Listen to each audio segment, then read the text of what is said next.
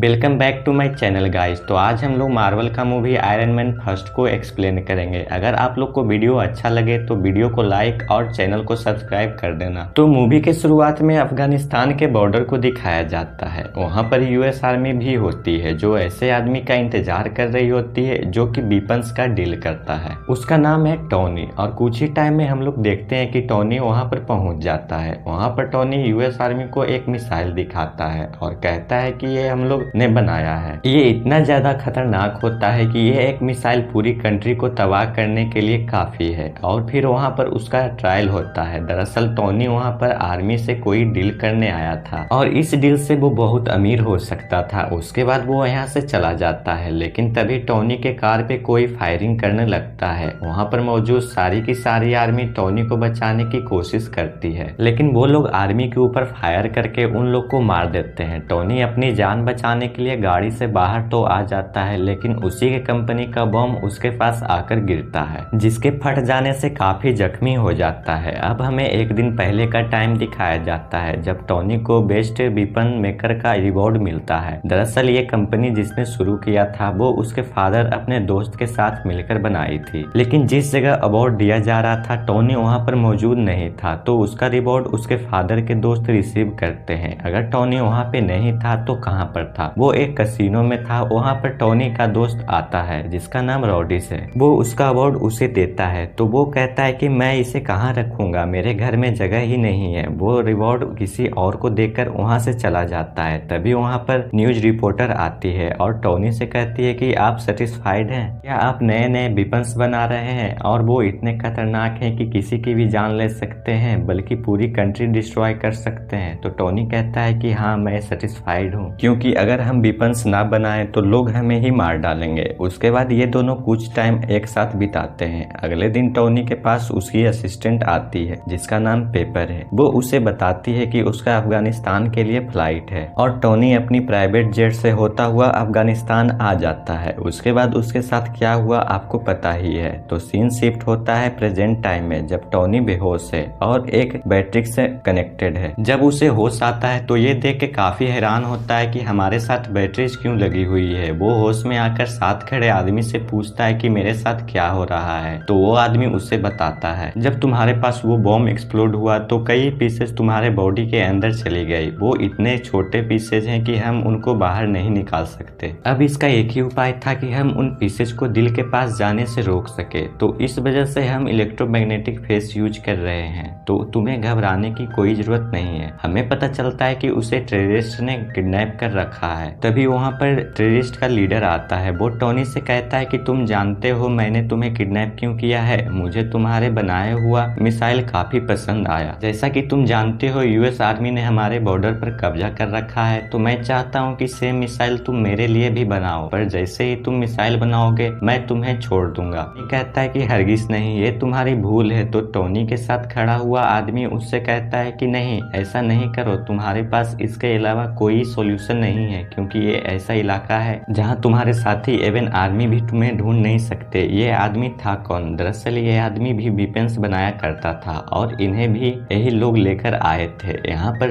अब टोनी और वो डिसाइड करने लगते हैं कि यहाँ से बाहर कैसे निकला जाए। हालांकि यहाँ से बाहर जाना लगभग इम्पॉसिबल है, लेकिन ये फिर भी ट्राई करना चाहते हैं। वो आदमी उससे कहता है कि मुझे अपने फैमिली के पास जाना है, पर टोनी कहता है कि मेरा कोई फैमिली नहीं है, बस मेरे पास एक ड्राइवर और एक सेक्रेटरी है। तो वो दोनों सोचते हैं कि हम कोई ऐसा ड्रेस बनाएंगे जो कि बुलेट प्रूफ हो, ताकि जब हम लोग बाहर निकले और वो हम पे शूट करे तो हम पे कोई असर ना हो और हम फौरन यहाँ से भाग जाएं। वो आदमी टोनी को बताता है तुम्हारे बॉडी में जो इलेक्ट्रोमैग्नेटिक फेस है उनको सिर्फ वही बैटरी कंट्रोल कर सकती है जो मैंने तुम्हारी बॉडी के साथ कनेक्ट की थी। अब उसको ढूंढना होगा ताकि उसको यूजफुल बनाकर हम यहाँ से बाहर जा सकें, लेकिन उस सूट के लिए इनको बहुत हाई पावर बैटरी चाहिए थी जो उस सूट को रन कर सकती। दूसरी तरफ इन लोगों को तो यही लग रहा होता है कि शायद ये लोग हमारे लिए मिसाइल बना रहे हैं, तो वो उन टोनी को मटेरियल भी देते रहते हैं, क्योंकि वो नहीं जानते कि मिसाइल बनाने के लिए क्या क्या मटेरियल चाहिए। जल्दी वो सूट तैयार हो जाता है। तो इस बात की खबर उस लीडर तक भी पहुंच जाती है। उसे बहुत गुस्सा आता है और उस आदमी को जो टोनी के साथ सूट बनाने में हेल्प कर रहा था उसे काफी इंजर्ड कर देता है। टोनी अपना वो सूट पहनता है और अपना सारा सिस्टम डाउनलोड करता है। इसमें वो पावर भी ले आता है और सब लोगों को मारने लगता है। उसके बाद वो केव से बाहर आ जाता है। वही ड्रेस पहनकर टोनी वहाँ के सारे वेपन डिस्ट्रॉय करता है और अपने ड्रेस से रॉकेट लॉन्चर से वहाँ से फ्लाई करता है और एक रेगिस्तान के इलाके में जाकर गिरता है, जहाँ पर उसकी टीम उसे ढूंढ लेती है और वापस वो अमेरिका आ जाता है। वहाँ पर टोनी के फादर के फ्रेंड भी होते हैं। टोनी कहता है कि मैं लाइव आना चाहता हूँ और मीडिया के सामने प्रेस कॉन्फ्रेंस भी करना चाहता हूँ। अब हम देखते हैं कि टोनी पूरी मीडिया से बात कर रहा होता है। वो कहता है कि मुझे अफगानिस्तान के लोगों ने किडनैप कर लिया था। उन्होंने मुझसे डिमांड की कि मैं उनको भी वेपन्स बना के दूं। मैंने ये सोचा है कि ये वेपन्स बहुत प्रॉब्लम्स क्रिएट कर रहे हैं और वो लोग भी मेरे वेपन्स हासिल करना चाहते हैं और उससे वॉर करना चाहते हैं और मैं ये सब नहीं चाहता, इसलिए मैं अपनी कंपनी बंद कर रहा हूँ। पर एटलीस्ट बंद ना भी की तो मैं ऐसी वेपन्स कभी नहीं बनाने वाला। टोनी के फादर के फ्रेंड लोगों से कहते हैं कि नहीं, ऐसी बात नहीं है। टोनी बेचारा अभी अभी अपनी जान बचाकर आया है और ये सेंसेबल नहीं है, ये भी उदास है, इसलिए बहकी बहकी बातें कर रहा है। ऐसा कुछ नहीं होने वाला। टोनी वहाँ से चला जाता है और वो आदमी भी टोनी के पीछे पीछे आता है। वो टोनी से कहता है आखिर हुआ क्या, तुम अफगानिस्तान से कैसे बचकर निकले और तुम्हें उन लोगों ने क्यों किडनैप किया था। तो टोनी उसे सारी बातें बता देता है और ये भी बताता है कि मैंने एक आयरन सूट बनाया था जिसको पहनकर मैं भाग निकला, तुम उससे मिलना चाहोगे। वो कहता है कि हाँ क्यों नहीं। तो टोनी अपनी शर्ट उतारकर चेस्ट को दिखाता है। वो आदमी कहता है कि ये तो लाजवाब है, हमें इस पर और काम करना चाहिए और पूरी दुनिया के सामने इसको लाना चाहिए। हम इससे काफी अमीर हो सकते हैं और इससे हमें काफी प्रोग्रेस मिलेगी। लेकिन टोनी नहीं मानता और वो पेपर के पास जाता है। वो उससे कहता है कि मेरी चेस्ट में जो टूल लगा हुआ है तुम उसे चेंज कर दो। तो पेपर उससे पूछती है कि ये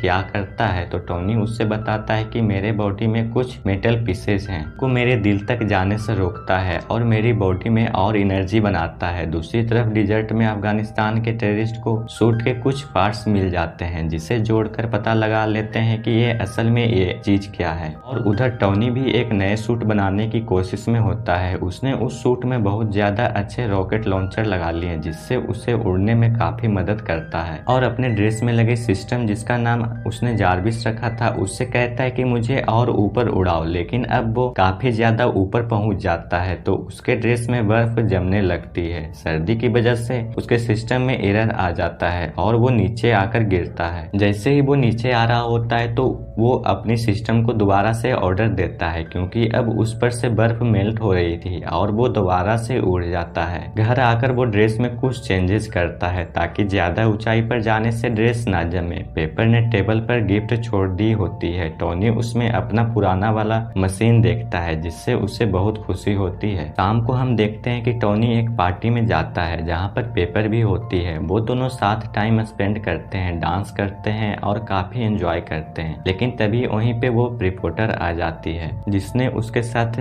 टाइम स्पेंड किए थे। वो कहती है जो मिसाइल तुमने अफगानिस्तान में दिखाया उस जैसा मिसाइल अफगानिस्तान खुद बना रहा है। मुझे नहीं लगता कि ये तुम्हारी परमिशन से हो रहा है या तुमने ऐसा कुछ करने को कहा है। टोनी एकदम बहुत गुस्से में आ जाता है। उसे लगता है कि हो ना हो ये उसके फादर के फ्रेंड यानी कि इस कंपनी का शेयर पार्टनर उसी ने ये सब किया है। तो टोनी उस आदमी के पास जाता है और पूछता है क्या वाकई में तुमने वो मिसाइल वहाँ पर भेजा है। तो वो कहता है कि हाँ मुझे ऐसा करना पड़ा। टोनी कहता है कि तुम्हें पता भी है वहाँ पर जो टेररिस्ट है वो लोगों को कितना मार रहे हैं और तुमने उसी की मदद कर दी। हमारी कंपनी ऐसे काम नहीं करती। लेकिन वो उसकी एक नहीं सुनता। फिर टोनी घर आ जाता है और खुद ही कुछ करने का ट्राई करता है। टोनी सूट को बहुत एडवांस बना लेता है। उसने हर तरह के टेक्नोलॉजी यूज कर ली थी जो फायर भी कर सकती थी और छोटे छोटे मिसाइल भी शूट कर सकती थी। टोनी फौरन से वो ड्रेस पहनकर अफगानिस्तान जाता है। वहाँ पर सब टेररिस्ट से लड़ता है और लीडर को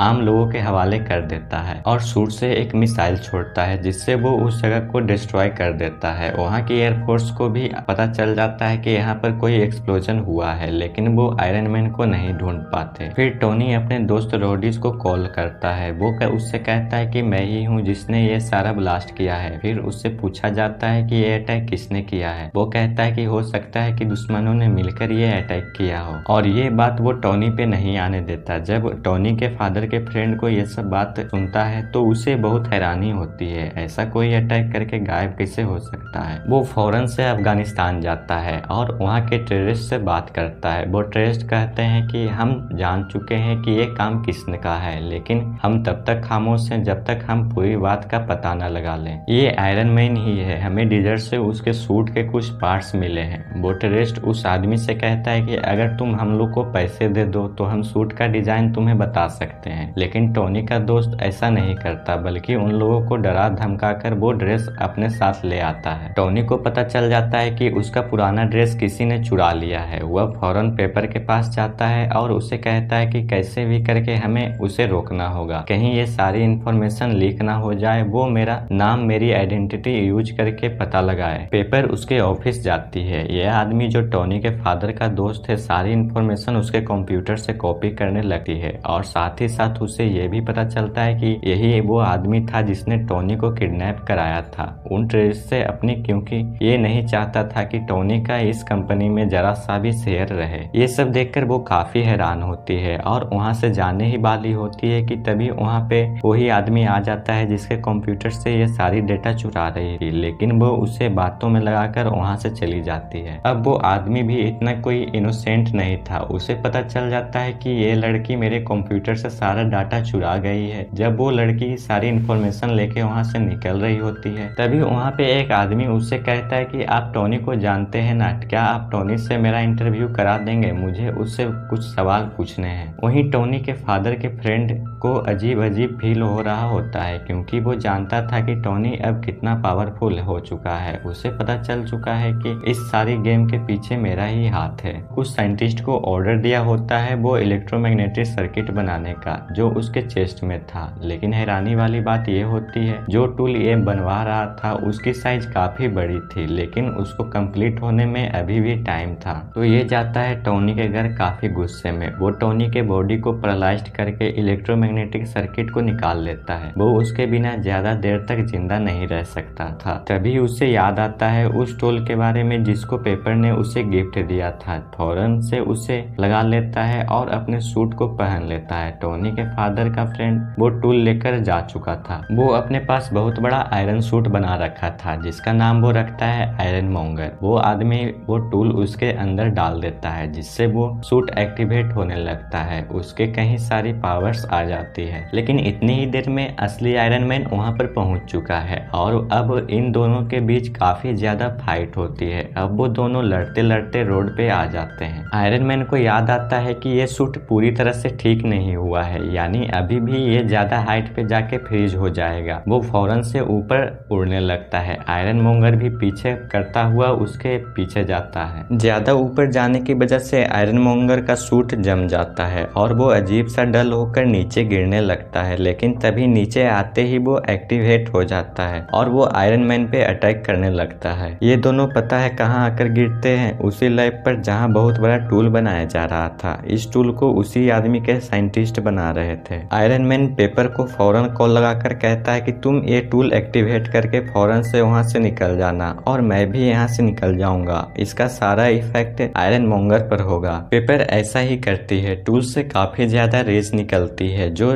डायरेक्ट आयरन मॉन्गर पर पड़ती है और इन रेज की वजह से आयरन मॉन्गर मारा जाता है। उसके बाद टोनी प्रेस के लिए तैयार हो रहा होता है जहाँ उससे मिलने एक आदमी आता है। उससे वो स्क्रिप्ट देता है प्रेस कॉन्फ्रेंस में बोलने के लिए। जब वो प्रेस कॉन्फ्रेंस में आता है तो रॉडीज उसे कहता है जो सच है वही बोलना। तो वो बोलता है आई एम आयरन मैन, यानी अब सबको पता चल चुका है कि टोनी ही असली आयरन मैन है। इसी के साथ आयरन मैन पार्ट 1 यहीं खत्म हो जाता है। इसके 2 पार्ट और हैं जो मैं आने वाले वीडियो में एक्सप्लेन करूंगा। तब तक के लिए जय हिंद, बाय बाय।